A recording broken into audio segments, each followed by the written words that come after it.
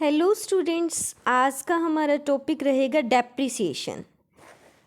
Depreciation में सबसे पहले हम मीनिंग की बात करें कि मीनिंग क्या होता है डेप्रिसिएशन का। हर एक बिजनेस के अंदर कुछ फिक्स्ड असेट्स का यूज़ किया जाता है, जैसे लैंड एंड बिल्डिंग है, plant and machinery, motor vehicle, furniture, office equipments. जैसे जैसे हम इन असेट्स का यूज़ करते चले जाते हैं, इन असेट्स की वैल्यू कम होती चली जाती है। टूट फूट होने की वजह से असेट्स में, तो इन असेट्स की वैल्यू कम होती चली जाती है। असेट की वैल्यू के अंदर होने वाली इसी कमी को डेप्रिसिएशन कहा जाता है। अगर हम इसकी डेफिनेशन की बात करें, डेप्रिसिएशन में be define as the permanent and continuing diminution in the quality, quantity or the value of the asset. Depreciation क्या है? परमानेंट और continuing diminution in the quality, चाहे क्वांटिटी में हो रहा है असेट की या क्वालिटी में हो रहा है, डिम्यूशन होने वाला उसको बोलेंगे डेप्रिसिएशन। अगर हम इसकी फीचर्स की बात करें तो depreciation is decline in the value of the fix assets except land, land को छोड़ करके, क्योंकि लैंड की वैल्यू के अंदर कभी डिम्यूशन नहीं होता। तो असेट की वैल्यू लैंड को छोड़ करके बाकी जितने भी असेट्स हैं, चाहे आपकी प्लांट एंड मशीनरी है, मोटर व्हीकल है, फर्नीचर है, इनकी वैल्यू में होने वाली कमी को क्या बोला जाता है? Depreciation. Such fall in the permanent nature, ये डिम्यूशन किस नेचर का होता है? परमानेंट नेचर का होता है। डेप्रिसिएशन इज ग्रेजुअल और कॉन्टिन्यूइंग प्रोसेस है, लगातार लगाया जाता है, because the value of the asset will decline either bye there constant use और ऑब्सोलिसेंस। चाहे हम उस असेट को कॉन्स्टेंटली यूज कर रहे हैं या वो हमारी असेट्स जो है मार्केट के अंदर ऑब्सोलेट हो चुकी हैं, तो इसकी वजह से जो हमारी असेट्स की वैल्यू में कमी आ रही है उसी को क्या बोला जाता है? Depreciation. Depreciation is not the process of valuation of asset, but process of allocation of the cost of an asset to its effective span of life. इसका मतलब ये नहीं कि हम असेट्स की वैल्यूएशन कर रहे हैं, इसका मतलब ये है process of allocation of the cost of an asset. Assets की जो कॉस्ट है उसको लाइफ टाइम पीरियड से डिवाइड कर दिया जाता है, उसके अकॉर्डिंग डेप्रिसिएशन लगाया जाता है। It decrease only the book value of the asset, not the market value. इसका मतलब डेप्रिसिएशन का मतलब क्या है? बुक वैल्यू में होने वाली, असेट की बुक वैल्यू में होने वाली कमी से है, ना कि उसकी मार्केट वैल्यू में होने वाली कमी से है। The term depreciation is use only in respect of tangible fixed assets के केस में ही ये वर्ड यूज़ किया जाता है, डेप्रिसिएशन। टेंजिबल असेट्स जिसको हम देख भी सकते हैं और छू भी सकते हैं, उनके केस में ये डेप्रिसिएशन वर्ड का यूज़ किया जाता है। It is a non cash expense, इससे डेप्रिसिएशन से पैसा बाहर नहीं जा रहा है। It does not involve any cash outflow, cash का आउटफ्लो नहीं हो रहा है, ना ही इनफ्लो हो रहा है, ना ही आउटफ्लो हो रहा है, नॉन कैश एक्सपेंस है। कारण क्या है? डेप्रिसिएशन हम क्यों लगाते हैं? फर्स्टली हम डिस्कस करें बाय कॉन्स्टेंट यूज़। जैसे जैसे हम असेट का यूज़ करते चले जाते हैं तो असेट की वैल्यू कम होती चली जाती है। असेट की वैल्यू कम क्यों होती है? क्योंकि उसमें टूट फूट हो जाती है जैसे जैसे हम असेट्स का यूज़ करते हैं, तो कॉन्स्टेंट यूज़ की वजह से डेप्रिसिएशन हमें लगाना पड़ता है।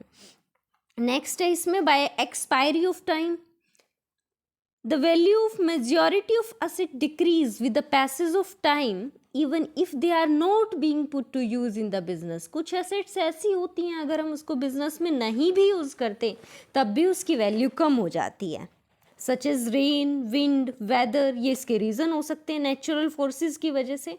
सपोज करो आपने लोहा परचेज़ किया और उसको आपने, चाहे आप उसका यूज़ भी नहीं कर रहे, लेकिन आपने उसको बारिश में छोड़ दिया, बारिश की वजह से भीग गया, उसमें जंग लग गया, तो उसकी वैल्यू क्या हो जाएगी? कम हो जाएगी by expiry of time.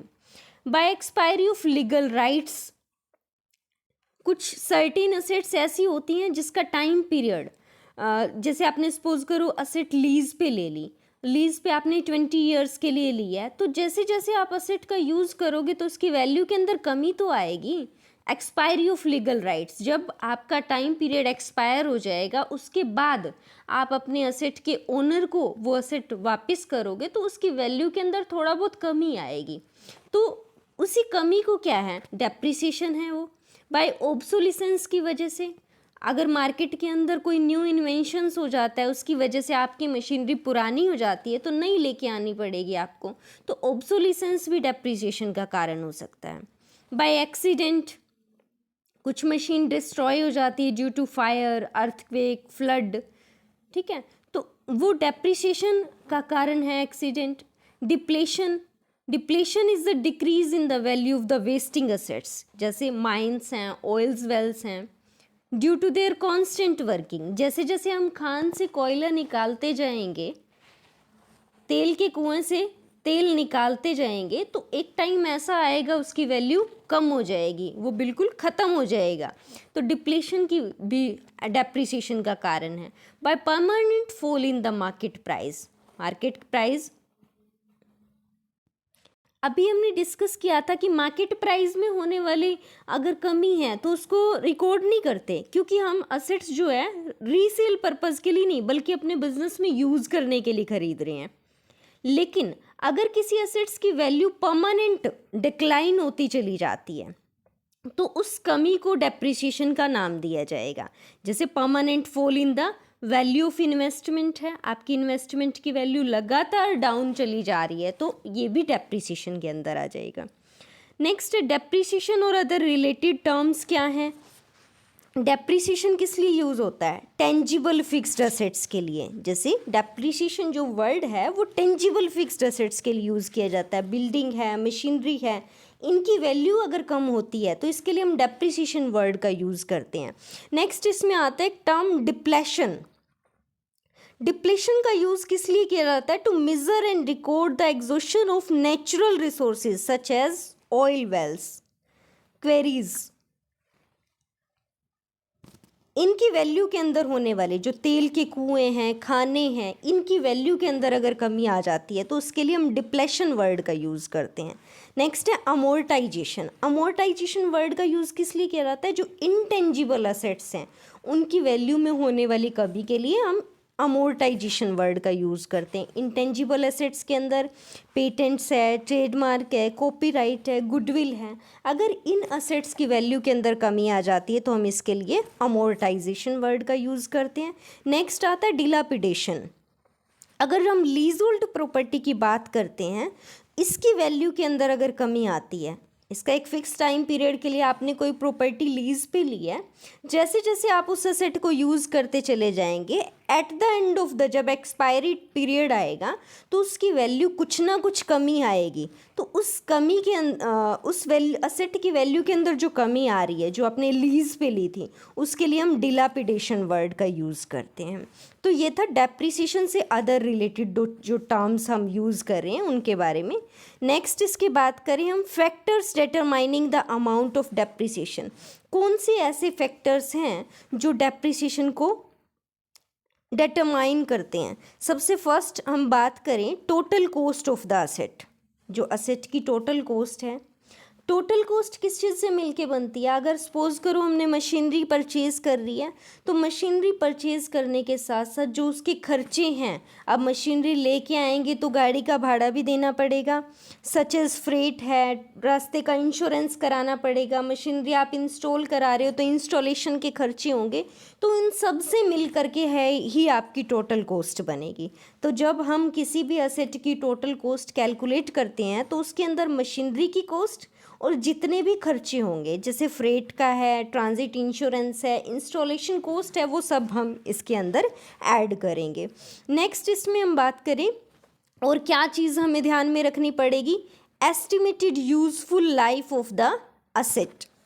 Asset की यूज़फुल लाइफ क्या है? कितने टाइम तक हम उस असेट को यूज़ कर रहे हैं, उसका लाइफ टाइम पीरियड क्या है, कितना हम एस्टिमेट लगा रहे हैं जो हमने मशीन परचेज़ की वो कितना टाइम तक बिज़नेस के अंदर यूज़ होगी, कितना टाइम तक वो हमारे बिज़नेस में काम करेगी, उसको बोलेंगे estimated useful life of the asset. कितना टाइम तक वो हमारे बिज़नेस के लिए वर्क करेगी। नेक्स्ट है estimated scrap value. Scrap value क्या होती है? जब हम एक टाइम तक यूज़ करते रहते हैं असेट्स को तो उसकी value at the end of the period जब हम उसको मार्केट में बेचते हैं तो उससे कुछ ना कुछ अमाउंट हमें ज़रूर रियलाइज होगा, उसको बोलेंगे एस्टिमेटेड स्क्रैप वैल्यू। जब मशीनरी जो हम यूज़ कर रहे हैं उसका लाइफ टाइम पीरियड एक्सपायरी होने के बाद जब हम उसे मार्केट में बेचते हैं तो जो वैल्यू हमें रियलाइज्ड होगी उसे बोलेंगे हम एस्टिमेटेड स्क्रैप वैल्यू। सपोज करो मशीनरी परचेज की हमने 60,000 की एंड 4,000 स्पेंट किए फ्रेट के ऊपर और 1,000 उसकी इंस्टॉलेशन पे खर्च किए, तो टोटल हो गया हमारा। उसमें से हम जितना 10 साल तक मशीनरी यूज़ कर रहे हैं, 10 साल के बाद उसे मार्केट में बेच रहे हैं, तो उससे हमें स्क्रैप वैल्यू रियलाइज हो रही है 8,000। तो क्या कैसे निकलेगा हमारा 60,000 प्लस 4,000 प्लस 1,000 माइनस जो हमें रियलाइज हो गया स्क्रैप वैल्यू, वो लेस कर देंगे। इसको नंबर ऑफ ईयर से डिवाइड कर देंगे, जितने टाइम तक आप मशीनरी यूज़ कर रहे हो, जितने टाइम तक आपने यूज़ किया, नंबर ईयर से डिवाइड कर देंगे, हमारा डेप्रिसिएशन निकल आएगा। उस मशीन के ऊपर हमें एवरी ईयर कितना डेप्रिसिएशन चार्ज करना है। अगर हम इसके मेथड्स की बात करें, मेथड्स ऑफ प्रोवाइडिंग डेप्रिसिएशन, तो हम वैसे तो इसके काफ़ी सारे मेथड हैं, fixed installment, diminishing balance, annuity method, depreciation fund method, लेकिन इस चैप्टर के अंदर हमारे सिलेबस के अंदर दो ही मेथड हैं जो यूज़ होते हैं, फिक्स्ड इंस्टॉलमेंट मेथड और डिमिनिशिंग बैलेंस मेथड। तो सबसे फर्स्टली हम बात करें फिक्स्ड इंस्टॉलमेंट मेथड क्या होता है। This method is also termed as original cost method. इसका दूसरा नाम क्या है, आप इसको ओरिजिनल कॉस्ट मेथड बोल सकते हो, आप इसको के लिए स्ट्रेट लाइन मेथड बोल सकते हो, इक्वल इंस्टॉलमेंट मेथड बोल सकते हो।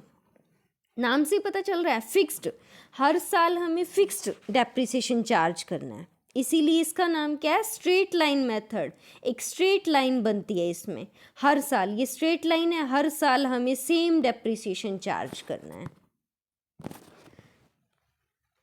इसके अकॉर्डिंग हम ईयरली डेप्रिसिएशन कैसे निकालेंगे, जो हमारी ओरिजिनल कॉस्ट है असेट की माइनस एस्टिमेटेड स्क्रैप वैल्यू को लेस कर देंगे, estimated life of the asset से डिवाइड कर देंगे, हमारा ईयरली डेप्रिसिएशन कैलकुलेट हो जाएगा। Original cost of the asset हमने निकालना सीखा, जितनी वैल्यू की हम असेट परचेज़ करते हैं, असेट परचेज़ करके लेके आए तो हमने गाड़ी भाड़ा दिया, रास्ते का हमने इंश्योरेंस कराया, इंस्टॉलेशन के खर्चे हैं वो सारे ऐड करने के बाद आपकी ओरिजिनल कॉस्ट निकल आएगी। उसमें से हम एस्टिमेटेड स्क्रैप वैल्यू लेस कर देंगे। स्क्रैप वैल्यू के बारे में हम डिस्कस कर चुके, यानी कि जैसे जैसे हम असेट यूज़ करते चले जाते हैं, एक टाइम पीरियड के बाद जब उसका लाइफ टाइम ख़त्म हो जाता है, उसको मार्केट में बेच दिया जाता है, जो पैसा रियलाइज्ड होगा उसे क्या बोलेंगे, स्क्रैप वैल्यू। तो एस्टिमेटेड स्क्रैप वैल्यू हम इसमें से लेस कर देंगे और estimated life of the asset से डिवाइड करने पर आपका ईयरली डेप्रिसिएशन कैलकुलेट हो जाएगा। ये था हमारा फिक्स्ड इंस्टॉलमेंट मेथड। अगर मैं इसकी मेरिट्स की बात करूँ तो मेरिट्स क्या हो सकती हैं इसकी, ये मेथड बहुत सिंपल है, calculation very easy. Next, equality of depreciation burden, हर साल क्या होगा, इक्वल डेप्रिसिएशन हमें चार्ज करना है। तो प्रॉफिट एंड लॉस जो अकाउंट बनाओगे आप, उसमें ईच ईयर क्या होगा, हर साल इक्वल बर्डन होगा, हर साल इक्वली अमाउंट आप उसमें डेबिट करोगे। Next, asset can be completely written off, इस मेथड के अकॉर्डिंग जो बुक वैल्यू है एसेट की can be reduce to net scrap value और जीरो वैल्यू तक। हम सपोज करो हमने 10 लाख की मशीनरी परचेज़ की, 10 साल तक हम उसे अपने बिजनेस में यूज़ कर रहे हैं, तो 10 लाख को 10 से डिवाइड कर देंगे, 1 लाख आपका हर साल का डेप्रिसिएशन आ जाएगा। हर साल आप उसके ऊपर 1-1 लाख रुपए डेप्रिसिएशन चार्ज कर रहे हो, एक टाइम ऐसा आएगा 10 साल के बाद उसकी वैल्यू ज़ीरो हो जाएगी। यानी कि इस मेथड के अकॉर्डिंग हम असेट को कम्प्लीटली रिटर्न ऑफ कर सकते हैं। नॉलेज ऑफ ओरिजिनल कॉस्ट और अप टू डेट डेप्रिसिएशन, इससे हमें अपनी असेट की ओरिजिनल कॉस्ट क्या है और अप टू डेट डेप्रिसिएशन के बारे में आपको नॉलेज मिलती रहती है कि हर साल मुझे इतना डेप्रिसिएशन चार्ज करना है। नेक्स्ट, अगर हम किसी भी चीज़ को हम डिस्कस करते हैं तो मेरिट्स के साथ साथ उसकी डीमेरिट्स भी होती हैं। डीमेरिट्स क्या हैं इसके, डिफ़िकल्टी इन कंपटीशन। अगर सपोज करो आप अपने बिजनेस के अंदर एक ही मशीन यूज़ कर रहे हो और हमें उसी के ऊपर डेप्रिसिएशन लगाना है, तो हमारा फोकस सिर्फ उसी के ऊपर रहता है, इजी है कैलकुलेट करना। लेकिन अगर हम अपने बिजनेस में डिफरेंट मशीन्स का यूज़ कर रहे हैं और उनका लाइफ टाइम पीरियड भी डिफरेंट है, एक मशीन ली हमने 10 लाख रुपए की, 10 साल तक चलेगी, दूसरी मशीन हमने 20 लाख की ली, 15 ईयर्स तक चलेगी। तीसरी मशीन भी हमने बिजनेस में परचेज की 15 लाख की, 12 ईयर तक चलेगी। अब आप इतनी मशीन्स का डेप्रिसिएशन एक साथ कैलकुलेट करोगे तो ये बहुत ही ज़्यादा कॉम्प्लिकेटेड हो जाएगा। Next, unequal charge against income. Unequal charge है, अब आप कोई भी मशीन परचेज करते हो, इसमें इस मेथड के अकॉर्डिंग हम क्या कर रहे हैं, हर साल सेम डेप्रिसिएशन लगा रहे हैं, बट ऐसा नहीं होना चाहिए। अगर मैं कोई मशीन परचेज करती हूँ तो स्टार्टिंग के ईयर में वो बहुत अच्छा कंडीशन में काम करती है, हमें उसकी रिपेयर भी कराने की ज़रूरत नहीं होती, लेकिन जैसे जैसे हम उसकी मशीन को यूज़ करते चले जाते हैं तो रिपेयर ज़्यादा करानी पड़ती है। सपोज़ करो आपने वॉशिंग मशीन घर में खरीदी तो first, second, third, fourth year तक आपको रिपेयर कराने की ज़रूरत नहीं पड़ेगी, लेकिन जैसे ही आप 4 से 5 साल तक आगे यूज़ करते चले जाओगे तो उसके ऊपर रिपेयर का बर्डन भी पड़ जाएगा।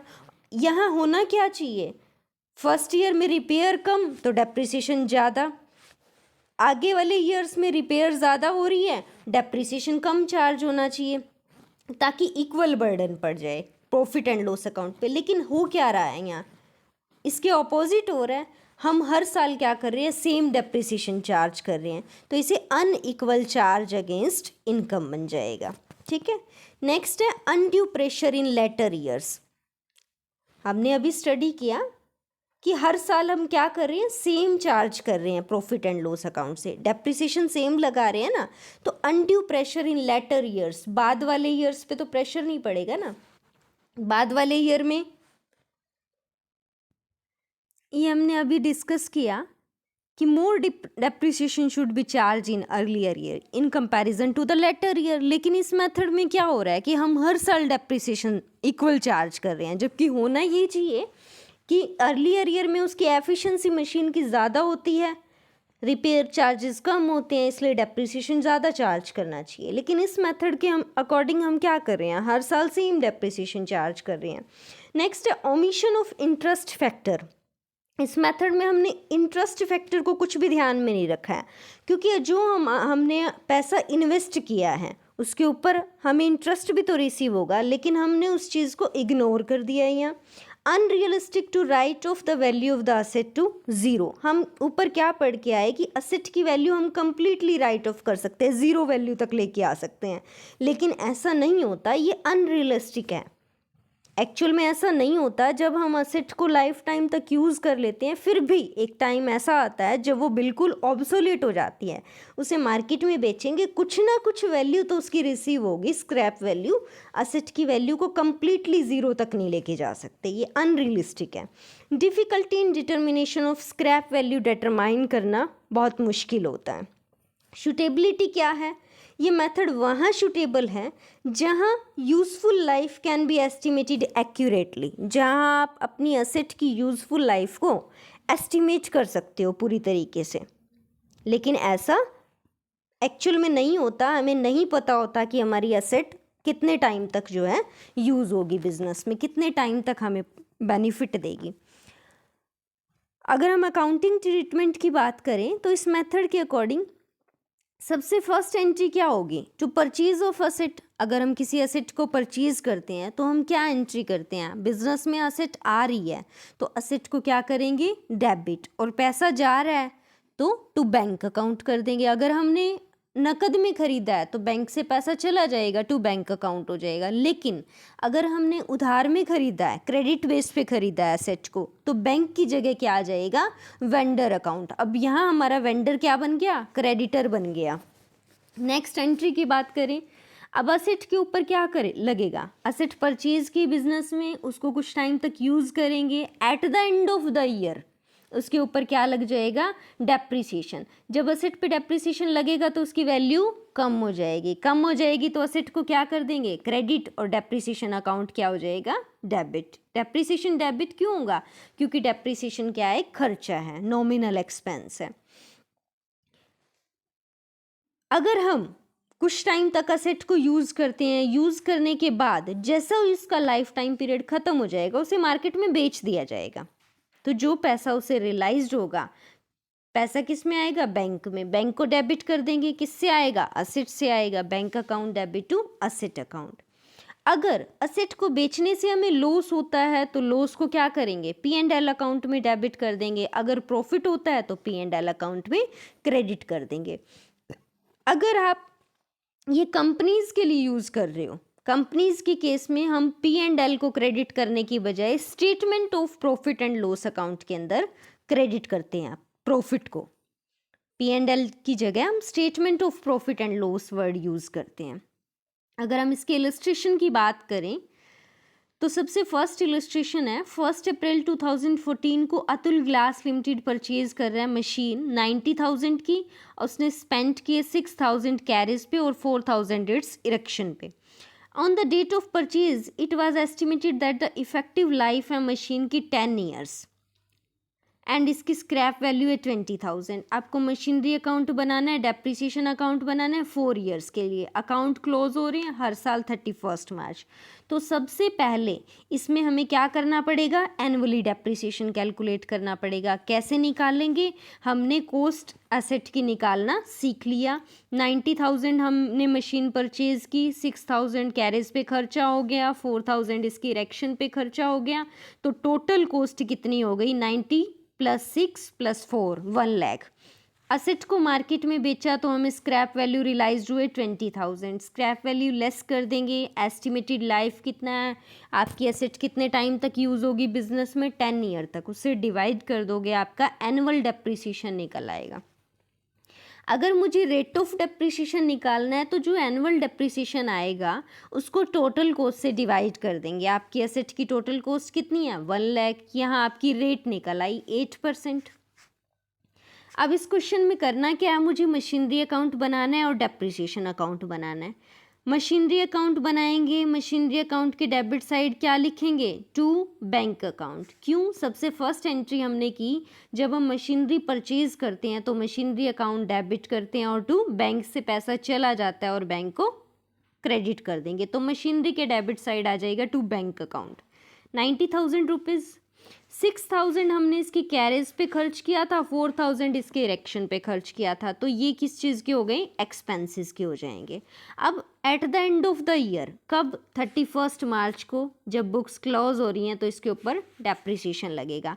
डेप्रिसिएशन हमने निकाल लिया, हम कौन सा मेथड यूज़ कर रहे हैं, फिक्स्ड इंस्टॉलमेंट मेथड यूज़ कर रहे हैं। हर साल 8,000 रुपये डेप्रिसिएशन लगेगा, तो डेप्रिसिएशन 8,000 लग जाएगा, 92,000 बैलेंस कैरी डाउन करेंगे।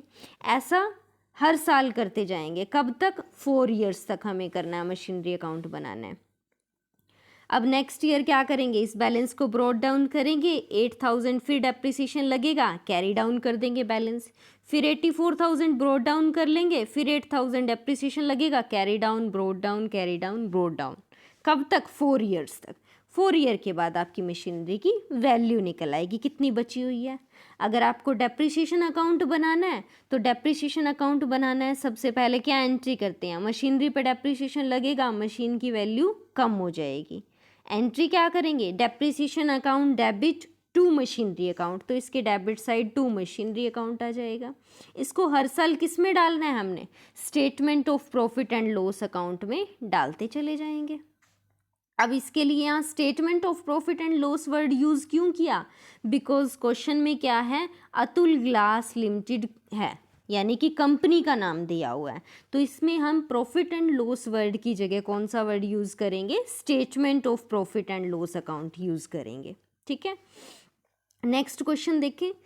1 अप्रैल 2015 अशोका लिमिटेड परचेज कर रहा है फर्नीचर, कॉस्ट है 50,000। 1 जुलाई 2018 को फर्नीचर बेच दिया 20,000 का। फर्नीचर अकाउंट बनाना है, डेप्रिसिएशन कैलकुलेट करना है 10% per annum original cost method से। सब कुछ इस क्वेश्चन में आपको निकाल के दिया हुआ है, डेप्रिसिएशन की रेट दी हुई है। फर्नीचर परचेज किया 50,000 रुपये का और उसको मार्केट में जब बेचा है 2018 में 20,000 का बिक गया। अब परचेज कब किया, 15 में, बेच कब रहे हैं, 18 में, तो 18 तक तो डेप्रिसिएशन सेम लगेगा। 50,000 का परचेज किया, 10% डेप्रिसिएशन लग रहे हैं, कितना डेप्रिसिएशन निकल आएगा, 5,000। जब फर्नीचर परचेज करते हैं तो क्या एंट्री करेंगे, furniture account debit to bank account, bank से पैसा चला जाएगा, इसके डेबिट साइड क्या आ जाएगा, 50,000 का हमने फर्नीचर परचेज किया था। अब हर साल क्या लग रहा है, इस पे डेप्रिसिएशन लग रहा है 5,000। बैलेंस कैरी डाउन कितना हो गया, 45। ब्रॉट डाउन करेंगे, फिर डेप्रिसिएशन लगेगा, कैरी डाउन, फिर ब्रॉट डाउन, फिर डेप्रिसिएशन लगेगा, कैरी डाउन, फिर ब्रॉट डाउन। 1 जुलाई 2018 को क्या था, मशीनरी को बेच दिया, कितने रुपए में, 20,000 रुपीज़ में बेच दिया 1 जुलाई 2018 को। तो 1 जुलाई 2018 को देखें, मशीनरी को 20,000 में बेच दिया, 35 इसकी वैल्यू थी, 20 में बेच दिया, कितना बच गया, 15,000। अब मशीनरी को देखो यूज़ कितने टाइम तक हुआ है इस साल, अप्रैल में ये वैल्यू दे रखी है 35,000, बेचा कब है, जुलाई के अंदर। तो अप्रैल मई जून, 1 जुलाई को तो बेच ही दिया, अप्रैल मई जून 3 महीने का इसके ऊपर डेप्रिसिएशन लग जाएगा। 5,000 पूरे साल का डेप्रिसिएशन था, 3 मंथ का डेप्रिसिएशन 5,000 मल्टीप्लाई 3 डिवाइड बाय 12, ये डेप्रिसिएशन 3 मंथ्स का कैलकुलेट हो जाएगा। तो टोटल वैल्यू कितनी बची हुई थी, 35, इसमें से 20,000 की बेच दी और 1,250 रुपये डेप्रिसिएशन लग गया। तो जो बैलेंस बचेगा वो क्या आ जाएगा, statement of profit and loss account आ जाएगा। इतना आपको क्या हो गया, लॉस हो गया। जब लॉस होता है तो एंट्री क्या करते हैं, statement of profit and loss account debit to furniture account. अब फर्नीचर अकाउंट क्रेडिट हुआ तो इसके क्रेडिट साइड क्या लिख दिया, by statement of profit and loss account. Okay, thank you. इसका नेक्स्ट पार्ट जो है हम नेक्स्ट लेक्चर के अंदर करेंगे। इसका नेक्स्ट है written down value method. Thank you for watching patiently.